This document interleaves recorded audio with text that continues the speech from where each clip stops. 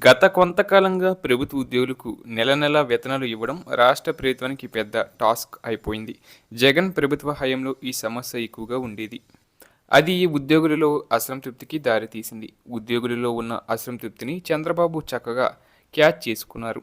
మేము అధికారంలోకి వస్తే క్రమం తప్పకుండా జీతాలు చెల్లిస్తామని ఉద్యోగులకు హామీ ఇచ్చారు. దాంతో గొంపగుత్తుగా ఉద్యోగులు కూటమి వైపు మొగ్గు చూపారు.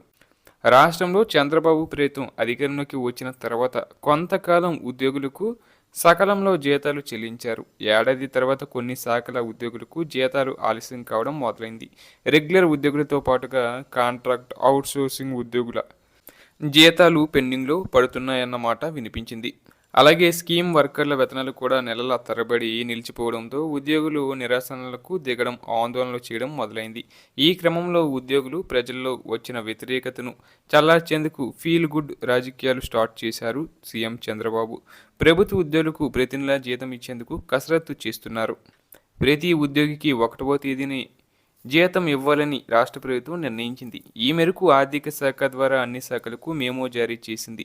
ప్రభుత్వ కార్యాలయాలన్నీ జీతాల బిల్లును వెంటనే ఐఎఫ్ఎంఎస్ పోర్టల్లో అప్డేట్ చేయాలని ఆదేశించింది. జీతాల బిల్లు సకాలంలో అప్డేట్ చేయకపోతే డ్రాయింగ్ అండ్ డిస్పర్సింగ్ ఆఫీసర్ చర్యలు తీసుకోవాలని శాఖాధిపతులకు ఆదేశాలు ఇచ్చింది. నెల చివరికల్లా ఉద్యోగుల జీతాల బిల్లులు సమర్పించకపోతే డీడీఓలు బాధ్యత వహించాలని హెచ్చరించడంతో డీడీఓలు పరుగులు పెడుతున్నారు. అలాగే రాష్ట్రంలో కేంద్ర ప్రాయోజిత పథకాల్లో 1,00,000 మందికి పైగా పనిచేస్తున్నారు. వారి జీతాల బాధ్యత ఆయా శాఖాధిపతుల మీద వేయడంపై విమర్శలు వినిపిస్తున్నాయి.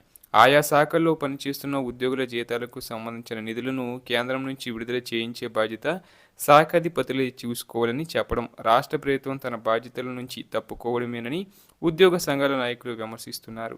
ఏది ఏమైనా ప్రభుత్వ ఉద్యోగులకు ఏ నెల కా నెల జీతాలు చెల్లించాలన్న రాష్ట్ర ప్రభుత్వ లక్ష్యం ఏ మేరకు నెరవేరుతుందో చూడాలి.